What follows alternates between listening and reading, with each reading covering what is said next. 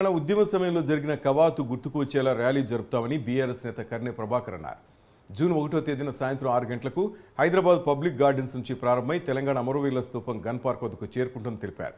అక్కడ కేసీఆర్ అమరులకు నివాళులు అర్పించిన తర్వాత అక్కడి నుంచి సచివాలయం ముందున్న తెలంగాణ అమరుల చిహ్నం వరకు జరుగుతుందని అన్నారు. ఈ ర్యాలీలో 1000 మంది కళాకారులతో తెలంగాణ ఉద్యమంలో భాగస్వామ్యమైన అడ్వకేట్లు, డాక్టర్లు, రిటైర్డ్ ఉద్యోగులు, ఉద్యమంలో పనిచేసిన ఉద్యోగులు, మహిళలు అందరూ పాల్గొంటారని బీఆర్ఎస్ నేత కర్నె ప్రభాకర్ తెలిపారు.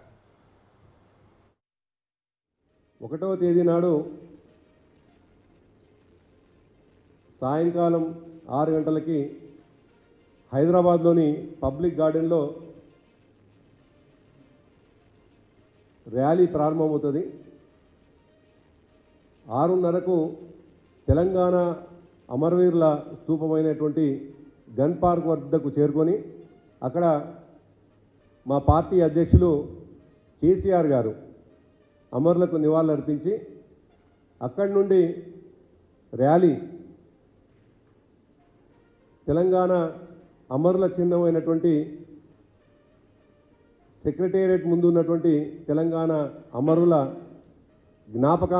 జ్ఞాపకార్థం నిర్మించబడ్డటువంటి అమరవీరుల స్తూపం వరకు చేరుకుంటుంది. ఆ ర్యాలీ ఒక అద్భుతమైనటువంటి ఉద్యమ సందర్భంగా ఏ విధంగానైతే కవాతు నిర్వహించినామో అదేవిధంగా దశాబ్ది ముగింపు ఉత్సవ సందర్భంగా అదే స్థాయిలో కవాతు నిర్వహించడం జరుగుతుంది. దాదాపు 1000 మంది కళాకారుల చేత అనేక మంది ఉద్యమ సందర్భంగా తెలంగాణ ఉద్యమంలో భాగస్వామ్యమైనటువంటి అడ్వకేట్లు కావచ్చు,